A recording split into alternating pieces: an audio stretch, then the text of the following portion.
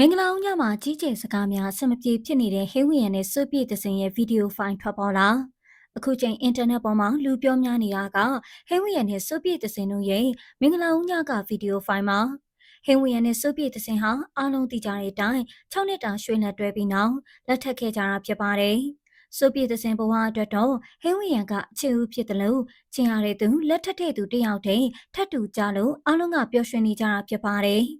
ဟေးဝီယန်ကိုရန်ကလည်းစိုးပြေသစင်ကိုအနွန်တာခန်းကအလိုလိုက်ကချစ်ပေးတာပါ။ဒါပြင်နှစ်ဖက်မိဘအတိုင်းဝိုင်းသဘောတူကချစ်ကြတာကြောင့်လေဟေးဝီယန်နဲ့စိုးပြေသစင်တို့ဟာနင်းနေလာရွှေနေများလို့လက်ထပ်လိုက်တာဖြစ်ပါတယ်။ဟေးဝီယန်နဲ့စိုးပြေသစင်တို့ဟာမင်္ဂလာ6ပွဲဆောင်လိုက်တာပါ။ဒါပေမဲ့အခုချိန်မှာတော့ဟေးဝီယန်နဲ့စိုးပြေသစင်တို့ရဲ့မင်္ဂလာဦးညမှာရန်ဖြစ်နေတဲ့ဗီဒီယိုဖိုင်ကထွက်လာတာပါ။တကယ်တော့ဆိုပါဗီဒီယိုဖိုင်ဟာစိုးပြေသစင်နဲ့ဟေးဝီယန်သရုပ်ဆောင်ထားတဲ့မျက်နှာဖုံးရုပ်သံဇာတ်လမ်းတွေကဖြစ်ပါတယ်။အဲ့ဒီဇာတ်လမ်းတွေမှာတော့ဟေးဝီယန်ကမချစ်ပဲစိုးပြေသစင်ကိုလက်ထပ်ပြီးမှမင်္ဂလာဦးညမှာရန်ဖြစ်နေကြတဲ့ဇဝင်ကမ်းမှာ